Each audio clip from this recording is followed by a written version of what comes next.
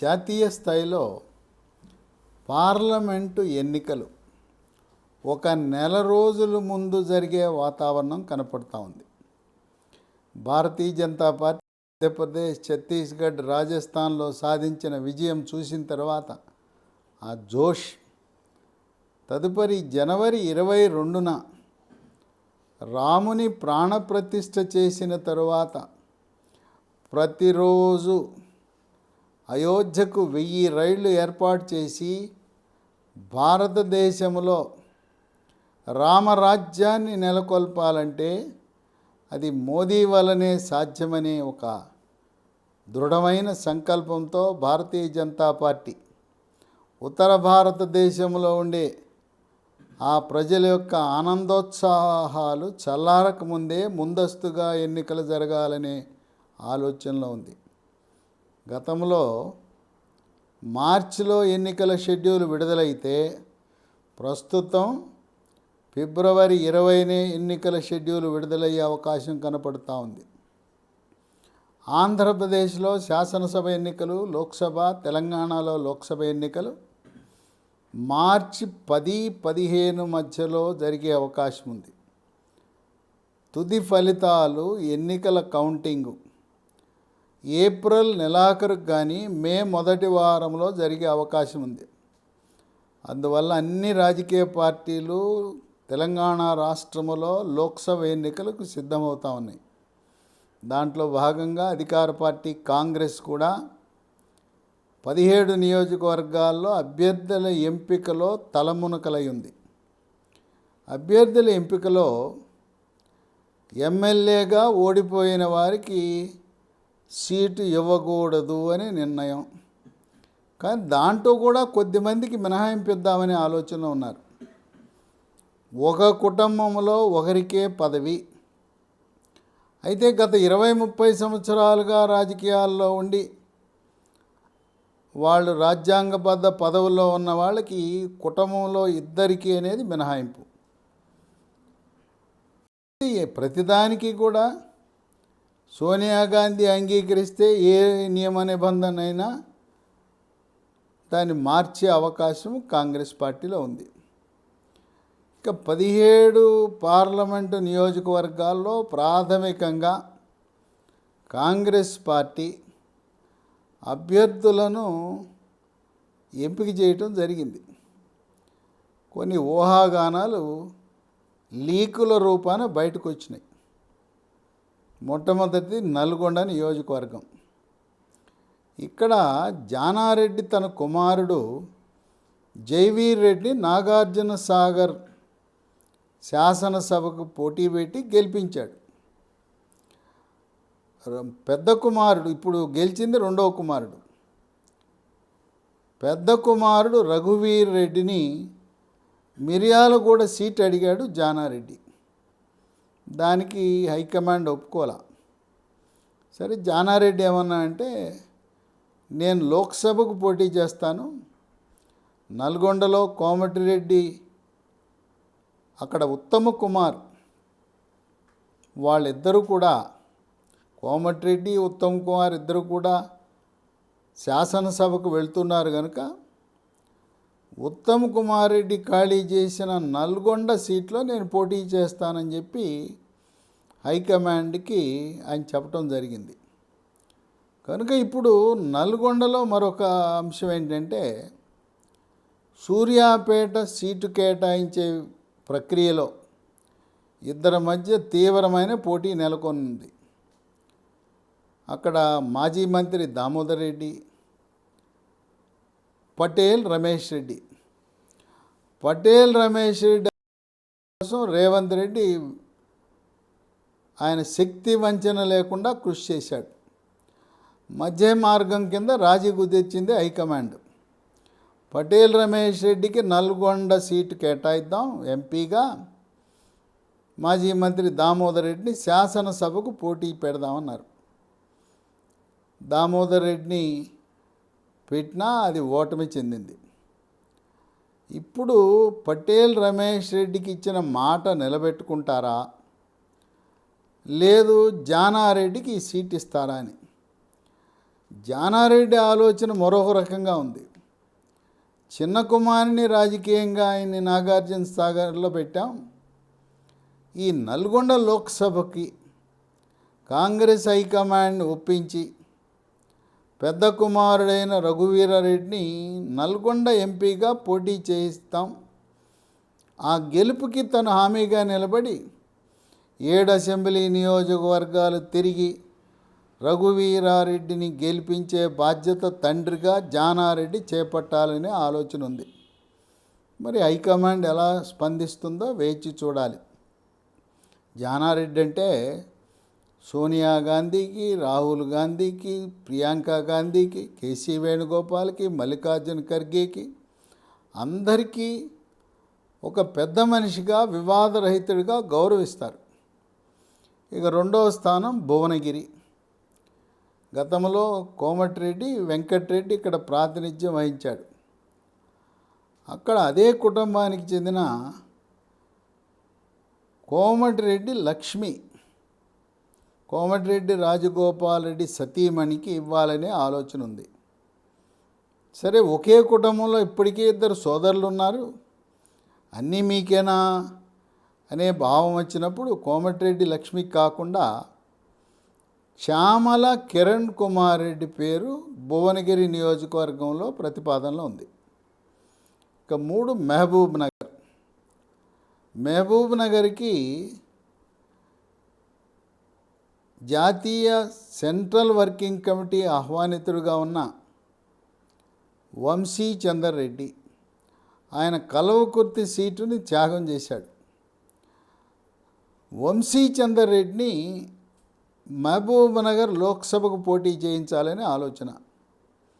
అక్కడ ఇంకో పేరు కూడా పరిశీలనలో ఉంది. మహబూబ్ నగర్ జిల్లాలో దయాకర్ రెడ్డి, సీతా దయాకర్ రెడ్డి ఇద్దరు కూడా చాలా కాలం తెలుగుదేశం పార్టీలో క్రియాశీలకంగా వ్యవహరించి చంద్రబాబు నాయుడికి సన్నిహితంగా ఉన్నారు. దయాకర్ రెడ్డి ఆయన మరణానంతరం సీతా దయాకర్ రెడ్డిని మహబూబ్ నగర్ సీట్లో అక్కడ పోటీకి పెడితే ఎలా ఉంటుంది అనే ఆలోచన కూడా ఉంది. రేవంత్ రెడ్డికి, సీతా దయాకర్ రెడ్డికి ఉన్న అవినాభావ తెలుగుదేశం పార్టీలో ఉన్న ఆ బాండేజీ ఎలా దారితీస్తుందో వేచి చూడాలి. ఇక 4 నాగర్ కర్నూలు. నిన్న మొన్నటి వరకు ఇక్కడ డాక్టర్ మల్లు రవి పోటీ చేస్తున్నాడని ఖరారు అనుకున్నారు. ఇప్పుడు ఒక వార్త వినపడుతూ ఉంది. ప్రస్తుత లోక్సభ సభ్యుడు, బీఆర్ఎస్ లోక్సభ సభ్యుడు, మాజీ మంత్రి పి రాములు పార్టీ మారి కాంగ్రెస్ పార్టీలో చేరి నాగర్ కర్నూలు నుంచి పోటీ చేయటానికి సిద్ధంగా ఉన్నాడనే వార్తలు వెలువడుతున్నాయి. అక్కడ నాగర్ కర్నూలులో వాడు పార్టీ కంటే కూడా మళ్ళీ ఎస్సీలో కూడా ఉపకులం చూస్తారు, మాదిగని చూస్తారు. డాక్టర్ మల్లు రవి మాల సామాజిక వర్గానికి చెందిన వ్యక్తి, రాములు మాదిగ సామాజిక వర్గానికి చెందిన వ్యక్తి. అక్కడ మాదిగలు అధిక సంఖ్యలో ఉండటం వల్ల మాదిగ అభ్యర్థికే అవకాశం ఉంటుంది. గతంలో కూడా డాక్టర్ మందా జగన్నాథం కూడా మాదిగ సామాజిక వర్గానికి చెందినవాడు కనుక ఆయన విజయం సాధించడం జరిగింది.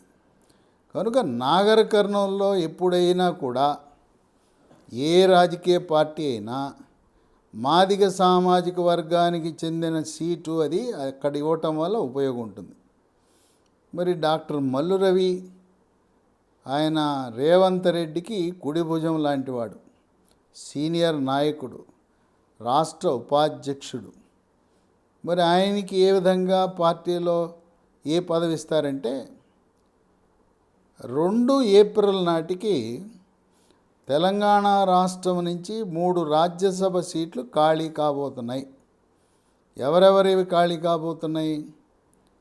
జోగినపల్లి సంతోష్ కుమార్ 1, 2 వద్దే రవిచంద్ర, 3 బడుగు లింగయ్య యాదవ్. ఈ 3 రాజ్యసభ సీట్లకు లోక్సభ ఎన్నికలకు ముందే ఎన్నికలు పూర్తవుతాయి. ఏప్రిల్ 2 నాటికి రాజ్యసభ ఎన్నిక పూర్తి కావాలి. ఏప్రిల్ 3 నుంచి పదవీ కాలం ప్రారంభమవుతుంది. కనుక లోక్సభ ఎన్నికలతో సంబంధం లేకుండా ఎమ్మెల్యేల నుంచి ఎంపికయ్యే రాజ్యసభ సీట్లలో కాంగ్రెస్ పార్టీకి 2 వస్తాయి, బీఆర్ఎస్ పార్టీకి 1 వస్తుంది. 3లో 2 వస్తాయి కాంగ్రెస్. ఆ 2 కాంగ్రెస్ రాజ్యసభ సీట్లలో ఒకదాన్ని డాక్టర్ మల్లు రవికి ఇచ్చి పి రాములకు లోక్సభ ఇస్తారనే ఊహాగానాలు ఉన్నాయి.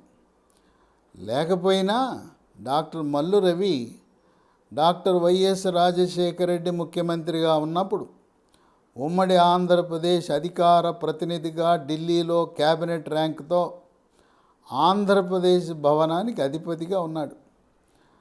అది కూడా గౌరవప్రదమైన పోస్టు, క్యాబినెట్ ర్యాంకు. రాష్ట్రానికి కేంద్ర ప్రభుత్వానికి మధ్య వారధిలా ముఖ్యమంత్రి మంత్రులు ఎప్పుడు ఢిల్లీకి వెళ్ళినా వాళ్ళను సమన్వయపరచడానికి ఆ పదవి ఎంతగానో దోహదపడుతుంది. డాక్టర్ మల్లు రవికి పదవి అనేది ఖాయం. ఆయన స్థాయికి ఎమ్మెల్సీ అనేది చాలా చిన్న పదవి. గతంలో జడ్చర్ల ఎమ్మెల్యేగా పోటీ చేసి మంత్రి పదవి ఆశించాడు. కనుక ఒకవేళ మల్లు రవికి ఇవ్వాలంటే ఆయన ఎమ్మెల్సీ ఇస్తే మంత్రి పదవి ఇవ్వాల్సిన స్థాయి. ఇక 5 చేవెళ్ళ. చేవెళ్లలో కిచ్చన్న గారి లక్ష్మారెడ్డి పేరు వినపడుతూ ఉంది. ఇక్కడ కొన్ని ఊహాగానాలు రకరకాల ఛానల్స్ వాళ్ళు సృష్టిస్తున్నారు. ఏంటి సృష్టి అంటే, కొండా విశ్వేశ్వరరెడ్డి ఆయనకు రేవంత్ రెడ్డికి ఉన్న సాన్నిహిత్యం వల్ల పార్టీ మారి రాబోయే లోక్సభ ఎన్నికలలో చేవెళ్ళ పార్లమెంటుకి పోటీ చేస్తాడనే ఊహాగానాలు ఉన్నాయి. కానీ కొండా విశ్వేశ్వరరెడ్డి అలా పార్టీ మారాలనే సంకల్పం ఆయనకైతే ఏమాత్రం లేదు. ఎందుకంటే కొండా విశ్వేశ్వరరెడ్డికి సాక్షాత్తు ప్రధానమంత్రి ఇచ్చే గౌరవం, హోంశాఖ మంత్రి అమిత్ షా ఇచ్చే గౌరవం, జేపీ నడ్డా ఇచ్చే గౌరవం, ఈ రోజున తెలంగాణ రాష్ట్ర ముఖ్యమంత్రి రేవంత్ రెడ్డి ప్రధానమంత్రిని కానీ హోంశాఖ మంత్రిని కలవాలంటే కిషన్ రెడ్డి ద్వారా కలవాలి. కొండా విశ్వేశ్వరరెడ్డికి ఎవరు అవసరం లేదు. ఆయన కనపడితే పలకరిస్తారు ప్రధానమంత్రి, హోంమంత్రి అమిత్ షా. ఈయన ఫోన్ చేసి నేను కలవాలంటే ఎవరి ప్రమేయం లేకుండా ఎంత సమయం కావాలంటే అంత సమయం ఇచ్చే అటువంటి వెసులుబాటు ఉంది. ఎలాగో కాంగ్రెస్ పార్టీ కేంద్రంలో అధికారంలోకి రాదు, మళ్ళీ మోదీ ప్రధానమంత్రి కాబోతున్నాడు, అది తథ్యం. కాంగ్రెస్ వాళ్ళని అడిగినా అదే చెప్తారు. ఏదో ఇండియా కూటమి అని పెట్టినా అది నామకే వాస్తే కూటమి, ఆ ఇండియా కూటమి విజయం సాధించడం అసాధ్యం. కనుక కేంద్రంలో అధికారంలోకి వచ్చే భారతీయ జనతా పార్టీని వదిలి ఈయన కాంగ్రెస్ పార్టీలో చేరే ఆలోచన ఆయనకు ఉండదు. ఎందుకంటే కొండా విశ్వేశ్వరరెడ్డి ఆయన వ్యక్తిగతంగా 7 నియోజకవర్గాల్లో మంచి పేరు సాధించుకున్నాడు. 2014లో టీఆర్ఎస్ పార్టీ తరపున గెలిచాడు. 2019లో అక్కడ గెలిచిన బీఆర్ఎస్ లోక్సభ సభ్యుడు కేవలం 15,000 ఓట్ల మెజార్టీతోనే గెలిచాడు. కొండా విశ్వేశ్వరరెడ్డి నీతివంతుడు, నిజాయితీపరుడు, మేధావి, ముక్కుసూటి మనిషి, స్వాతంత్ర సమరయోధుడు, ఉమ్మడి ఆంధ్రప్రదేశ్ రాష్ట్ర ఉప ముఖ్యమంత్రి. ఎవరి పేరునైతే రంగారెడ్డి జిల్లా ఏర్పాటు చేయబడిందో ఆ రంగారెడ్డి జిల్లా పేరున ఏర్పాటు చేసిన రంగారెడ్డికి ఆయన పేరు కొండా రంగారెడ్డి, ఈయన కొండా విశ్వేశ్వరరెడ్డి. ఆ రంగారెడ్డి మనమడు. అంటే గొప్ప రాజకీయ చరిత్ర కలిగిన కుటుంబం నుంచి వచ్చాడు కొండా విశ్వేశ్వరరెడ్డి. భార్య తరపున చూస్తే భారతదేశంలో కార్పొరేట్ వైద్యానికి నాంది పలికి ఈరోజు ఈ ఆధునిక వైద్యానికి పురుడు పోసిన వ్యక్తి డాక్టర్ ప్రతాప్ సి రెడ్డి యొక్క అల్లుడు. ఆయన భారతదేశంలో 150 పైగా కార్పొరేట్ హాస్పిటల్, అపోలో హాస్పిటల్స్ నిర్మించి విదేశాలకు వెళ్లకుండా ఆధునిక వైద్యాన్ని అందుబాటులోకి తెచ్చిన వ్యక్తి. కనుక ఒక చరిత్ర కలిగిన కుటుంబం నుంచి వచ్చిన వ్యక్తి కొండా విశ్వేశ్వరరెడ్డి. ఆయన రాజకీయాల్లో తన వ్యాపారం ద్వారా సంపాదించుకున్న డబ్బును ఖర్చు పెడతాడు కానీ రాజకీయంలో సంపాదన కోసం రాడు, వ్యాపారం కోసం రాడు. ఆయనకి ఈ రోజున్న గౌరవం ఒక రాష్ట్ర ముఖ్యమంత్రి కంటే కూడా ఎక్కువ గౌరవం ప్రధానమంత్రి దగ్గర, హోంశాఖ మంత్రి దగ్గర ఉంటే ఆయన అధికారంలోకి రాని ఈ ఇండియా కూటమిలో భాగమైన కాంగ్రెస్ పార్టీ తరపున ఎందుకు పోటీ చేస్తాడు? ఇంకోటి, మోదీ గారికి ఒక ఇష్టం ఉంది. ఆయన ఎప్పుడు కూడా మోడీ గారు రాజకీయాల్లో లేని, ఒకవేళ రాజకీయాల్లో ఉన్న విద్యాధికులను, మేధావులను ప్రోత్సహిస్తారు. మన తెలంగాణ రాష్ట్రం చూడండి, డాక్టర్ కె లక్ష్మణ్. ఆయన వైద్యుడు కాదు, ఆయన పిహెచ్డి డాక్టర్. ఆయన ఉస్మానియా యూనివర్సిటీలో పిహెచ్డి చేయటం వల్ల, ఆయన డాక్టరేట్ వల్ల విద్యాధికుడు, మేధావి కనుక ఆయనకి భారతీయ జనతా పార్టీలో ప్రధానమంత్రి మోదీ రాజ్యసభ సీట్ ఇచ్చారు, పార్లమెంటరీ బోర్డు మెంబర్ ఇచ్చారు, మరి ఎన్నికల కమిటీ సభ్యుడిగా చేశారు. మరి రేపో మాపు ఆయనకి మూడవసారి ప్రధానమంత్రి అయినప్పుడు ఆయన క్యాబినెట్లో అవకాశం కూడా డాక్టర్ కె లక్ష్మణ్కి వచ్చినా ఆశ్చర్యం లేదు. అదేవిధంగా మోదీ గారికి ఇంకో బలహీనతనండి, లేదా ఇష్టమనండి, విదేశాలలో విద్యను అభ్యసించి విదేశాలలో 5 నుంచి 10 సంవత్సరాలు పనిచేసిన వారిని, వారి సేవలను రాజ్యసభ ద్వారా కానీ లోక్సభలో అటువంటి వారు గెలిస్తే వాళ్ళకి మంత్రి పదవి ఇవ్వాలనే సంకల్పం ఉంటుంది ప్రధానమంత్రి మోదీ.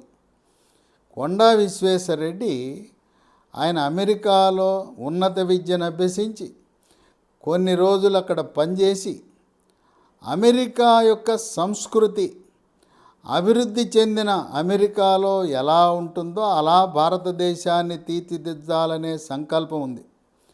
మోదీ యూరప్లో కానీ అమెరికాలో విద్యను అభ్యసించి పనిచేసిన వాళ్ళని అనేక మందిని తన ప్రధానమంత్రి కార్యాలయంలో నియమించటమే కాదు, రాజ్యసభ ద్వారా వాళ్ళకి మంత్రి పదవులు ఇచ్చారు. లోక్సభలో కూడా గెలిచిన వారికి మంత్రి పదవులు ఇచ్చారు.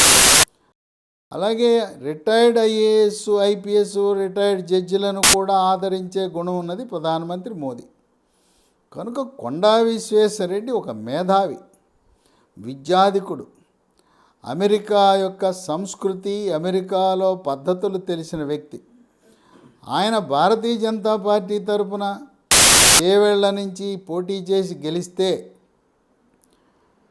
బీజేపీ అంచనా ప్రకారం తెలంగాణ రాష్ట్రంలో కనీసము 12 లోక్సభ సీట్లు గెలవాలని, 14 గెలిచిన ఆశ్చర్యం లేదని ఉంటున్న తరుణంలో ఈసారి తెలంగాణ రాష్ట్రం నుంచి 2 కేంద్ర మంత్రులు ఉండబోతున్నారు.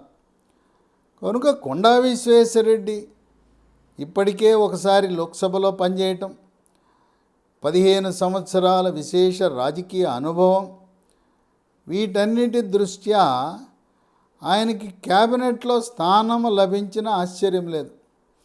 కనుక కొండా విశ్వేశ్వరరెడ్డి ఆయన గెలవడానికి కాంగ్రెస్లో చేరవలసిన అవసరం ఏమాత్రం లేదు. భారతీయ జనతా పార్టీ విజయం సాధించి పార్టీ తరపున తెలంగాణ రాష్ట్ర అభివృద్ధికి కృషి చేయాలనే ఆ దృక్పథంతో ఉన్నాడు. అయితే అవ్వచ్చుగాక రేవంత్ రెడ్డి ఆయనకి పరిచయం ఉండొచ్చు, స్నేహితుడు కావచ్చు. ఆయన కేంద్రంలో ఉండి కేంద్రానికి రాష్ట్రానికి మధ్య వారధిగా ఉంటూ తెలంగాణ రాష్ట్ర అభివృద్ధికి తన నియోజకవర్గమైన చేవెళ్ళ లోక్సభ అభివృద్ధికి కృషి చేస్తాడు. నిధులకు కొరత ఉండదు. రాష్ట్ర కేంద్ర ప్రభుత్వాల మధ్య సమన్వయం సాధించటానికి కొండా విశ్వేశ్వరరెడ్డి లాంటి వాళ్ళు ఎంతైనా అవసరమని విశ్లేషకులు భావిస్తున్నారు. కనుక రకరకాల టీవీ ఛానళ్ళలో, పత్రికల్లో, సోషల్ మీడియాలో కొంతమంది పేరు చెప్పటం లేదు, కొంతమంది కొండా విశ్వేశ్వరరెడ్డి కాంగ్రెస్లోకి వెళ్ళి కాంగ్రెస్ తరపున పోటీ చేస్తాడు లోక్సభకనే ఊహాగానాలకు కొండా విశ్వేశ్వరరెడ్డి ఆయనకు అవసరం లేదు. బీజేపీలో స్పష్టమైన మెజారిటీతో ఆయన గెలిచే వ్యూహం ఉన్నది. దేశమంతా కూడా ఏ ఏ రాష్ట్రాలలో ప్రాంతీయ పార్టీలను ఆదరిస్తున్నారో వాళ్ళు శాసనసభకు ప్రాంతీయ పార్టీలు ఉండాలి, రాష్ట్రంలో ప్రభుత్వం ప్రాంతీయ పార్టీలు ఉండాలి, కేంద్రంలో మాత్రం మోడీ కావాలని కోరుకుంటున్నారు.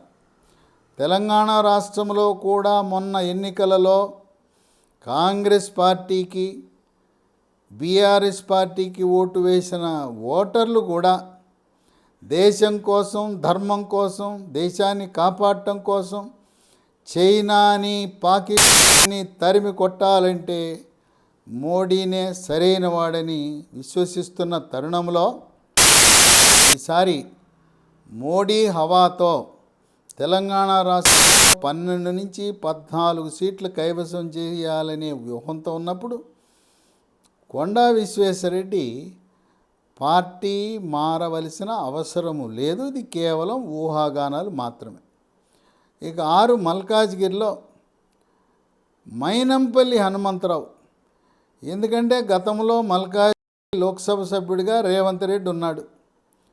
కార్పొరేషన్ ఎన్నికల్లో ఘోర పరాజయము. 150 డివిజన్లో కాంగ్రెస్ పార్టీ గెలిచింది 2. తర్వాత రేవంత్ రెడ్డి ప్రాతినిధ్యం వహిస్తున్న మల్కాజ్గిరి 7 అసెంబ్లీ సెగ్మెంట్లలో ఒక్క దాంట్లో కూడా కాంగ్రెస్ గెలవలేదు. అన్నీ బీఆర్ఎస్ఏ గెలిచింది. అక్కడ బలమైన నాయకుడిగా మైనంపల్లి హనుమంతరావు ఉంటాడు. ఆయన్ని పోటీ పెట్టాలనే ఆలోచన. ఇక 7 పెద్దపల్లిలో ఇప్పటికే వెంకటస్వామి, మాజీ దివంగత నేత వెంకటస్వామి కుమారులిద్దరూ